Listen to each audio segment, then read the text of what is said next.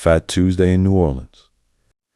King cake and the feast. Before the fast, as Lent approaches, New Orleans throws one last glorious party. Fat Tuesday Mardi Gras is the moment when the city leans all the way into sweetness, spice, and revelry before the season shifts toward fasting and reflection. For Christians, especially in Catholic traditions, this feast before the fast is more than an excuse to indulge. It's a ritual doorway into Lent, a way of celebrating abundance before choosing voluntary restraint. Historically, households needed to use perishable rich ingredients, meat, eggs, butter, sugar before Lenten rules kicked in. When many communities avoided meat and often restricted dairy and eggs as well, those practical roots flowered into Carnival, a whole season of masked balls, parades, and iconic foods. In New Orleans, that story lives on the table, in rings of king cake dusted with purple, green, and gold, in big pots of gumbo and jambalaya simmering on the stove, and in clouds of powdered sugar falling over hot beignets. Today's post sets the tone for your entire Feast and Fast series. We will bake a classic New Orleans-style king cake and put on a pot of weeknight gumbo or jambalaya, two dishes that capture the spirit of celebration before the fast. Why New Orleans feasts on Fat Tuesday? Mardi Gras literally means Fat Tuesday, the last day before Ash Wednesday, when Christians traditionally enter Lent, a 40-day season of fasting, prayer, and almsgiving leading up to Easter. In earlier centuries, fasting during Lent was far more rigorous than most modern practice.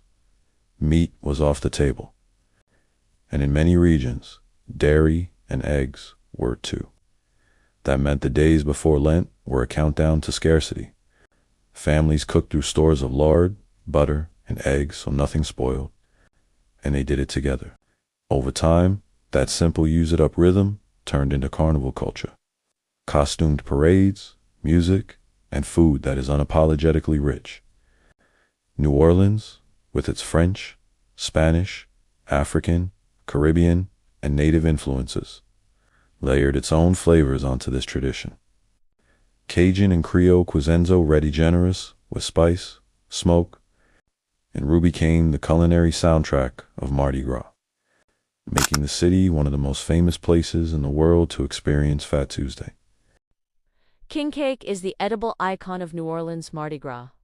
It's a ring-shaped, enriched bread somewhere between a brioche and a cinnamon roll. Those colors are not random. Purple stands for justice, green for faith, and gold for power.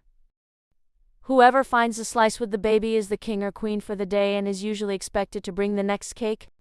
That little tradition turns dessert into a chain of hospitality that runs through the whole season. A sweet circle of community. If king cake is dessert, gumbo and jambalaya are the heartbeat of the savory side of Fat Tuesday. Both are one-pot dishes designed to feed many people, making them perfect for parties.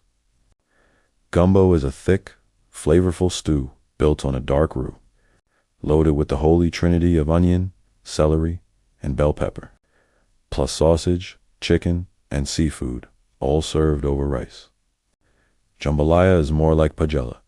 The rice, stock, spices, and meats are cooked together in the same pot until the grains absorb all the flavor. Both dishes are rooted in West African, French, and Spanish influences, mirroring the cultural blend that formed New Orleans itself. For Christians, Lent is not about rejecting joy. It's about reordering it. Rich foods on Fat Tuesday aren't bad. They're a reminder that we choose to fast, to pray, and to give. Not because our traditions hate pleasure, but because sometimes we need to step back from constant feasting to remember what truly satisfies.